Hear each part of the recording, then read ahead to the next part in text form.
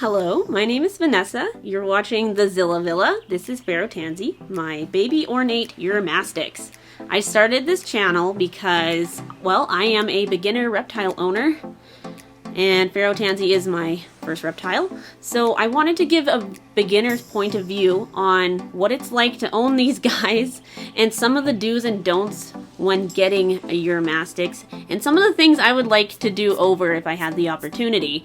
So what better way to build up my confidence than to make videos based on an animal I've had for less than a month and post them on the internet? Great idea. What could go wrong? Oh my gosh. So I'm gonna put this little guy back in a second here because it also thinks it's a crested gecko. So stay tuned. I'm gonna show you Pharaoh-Taniz's basic setup and why I don't love it, and what I wish I could have done differently with it. We're also gonna be making Pharaoh-Taniz a brand new enclosure, and I'm gonna be showing you the step-by-step process of what that's gonna look like. But for today, it's just gonna be the basic setup and what should have been done relatively differently. There you go. So one more close-up of this little one before I put it back. Oh my goodness. Yeah, there you go. So I'm just going to go over some of the things that I have set up in Pharaoh-Taniz's enclosure. Scratch that, actually. I am going to give a background on why Pharaoh-Taniz is our Uromastyx's name. Essentially, we don't know if Pharaoh-Taniz is a boy or a girl. We decided that if it's a boy, it's going to be named Pharaoh. And if it's a girl, we're going to call it Tansy, which is short for Tanzanite because ornates are very colorful. Pharaoh because that's kind of, they live in the desert where, yeah, it's fine. It doesn't matter. Moving on. As you can see, this is a 40-gallon enclosure. I wish that I had just gone with a 5x2x2 right from the start, because honestly, these little guys are super active when they're babies. Certain species are more active than others. Ornates tend to be more active when they're younger. As I have previously mentioned, ours seems to think it is also part crested gecko, which is very fun and not stressful at all. What we have in here is a basking rock. We have some wood. We have 2 hides, and usually you want to have at least 3 hides for these guys. And in a 40-gallon, there isn't a whole lot of room to provide that. I do have like a small cactus skeleton thing. I don't know. It barely uses that. So with a 5x2x2, we would be able to give this one a lot more room, and that is what we will be working on immediately, actually. Another issue with having a 40-gallon enclosure, specifically if it's like an Exoterra such as the one I have, and honestly I really like Exoterras, the problem is obviously there is a mesh top, which makes it harder to keep the humidity down and the heat up. Thankfully for myself, I live in a very dry part of Canada, which makes it a little easier for me to keep the humidity down. But at first, getting that basking temperature up to 120 was difficult, and that is why we have 2 sources of heat, as you can see. This would be the basking light, and that is a heat emitter. A heat emitter also helps keep the humidity down, which is awesome. And obviously there's the UVB in the back over yonder. A couple of things that would be considered, I guess, controversial that I have in my enclosure would likely be what I'm using at the bottom here. This isn't actually sand. It's like, how would you describe this? It's not carpet. Hey, how would you describe the thing that we have at the bottom? It's not carpet. It's like a piece of thick canvas with like rocks and sand epoxied to it. Thick canvas? Yeah. Okay, well, you learn something new every day. Apparently this is canvas, so that's fun. The reason why I use it is because, well, there is no risk of impact because it is all securely on the mat. Another reason is because I found that my Uromastyx actually likes to use, oh, I don't know if you can see it. It's on its saucer, which I will be getting to shortly. Anyway, I find that my Uromastyx uses the substrate to scratch off its snout as well as excess shed that it is trying to get off of itself. So I personally like it. There is concerns of it being very high in like spreading bacteria. For me personally, I'm not worried about it because I change this out really frequently. If you don't think that that's something you'd be able to do, and when I say frequently, I mean like a week and a half maybe, then other substrates, temporary substrates I should say, that you should use are things like paper towel. That's a very, very common one. Another common one is just tile. Generally, when they're small, you want to really reduce that likelihood of them getting impacted because they lick everything. Why? Yeah. Millet seed, you want to stay away from because also calcium sand. That's a big no-no.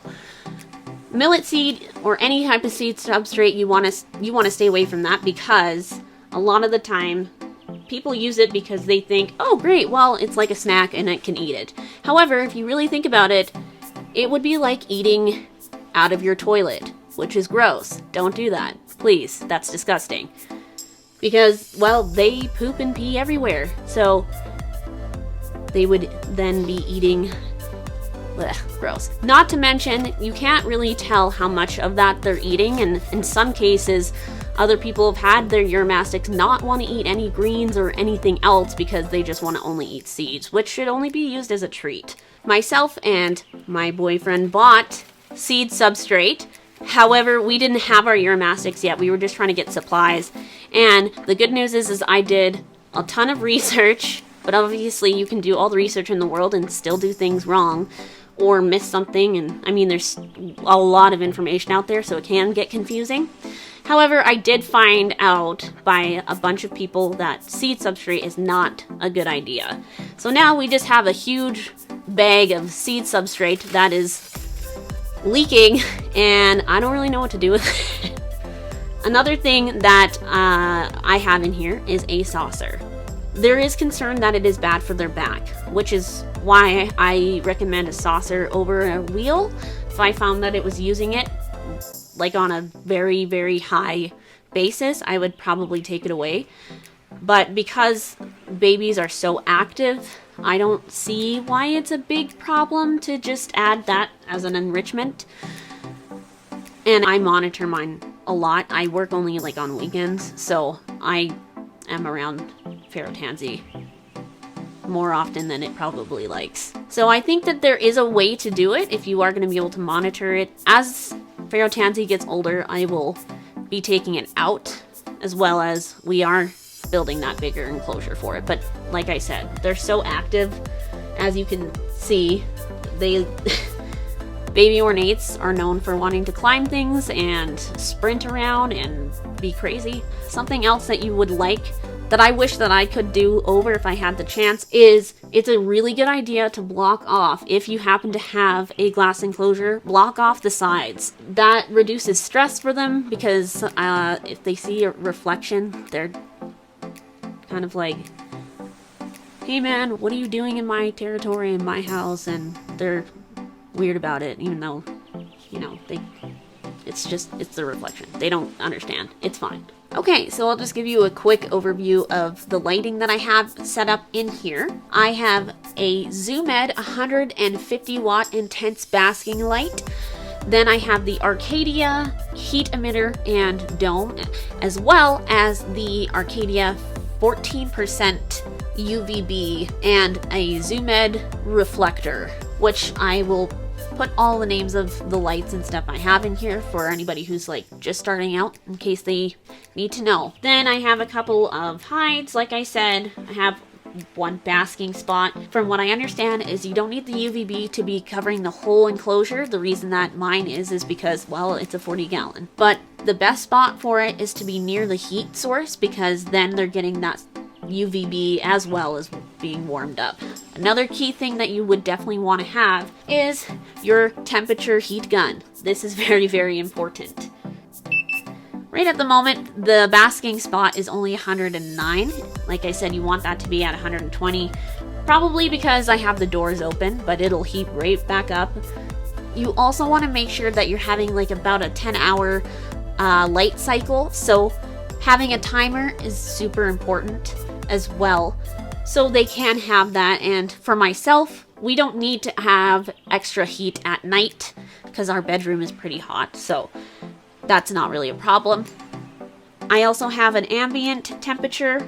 I'm not sure how accurate these ones are, but it is an Terra, so it tells me how high the humidity has been, like the highest it's been, as well as the hottest it has been. It tells me how cold it has been, so 71 Fahrenheit.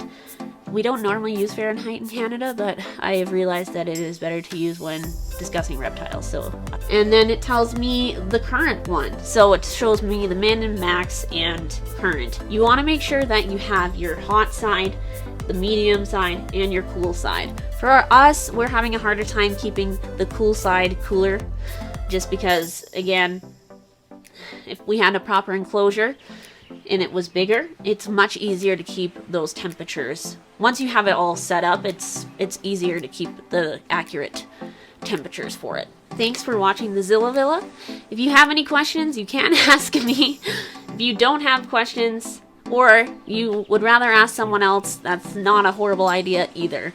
Thanks for watching the Zilla Villa. I am going to be doing another video on food and some of the problems I've had with my Uromastyx that I know other people have also had problems with. So I'm going to be covering diet, supplements, and food bowls.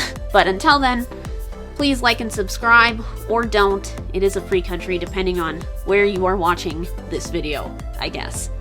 But stay tuned.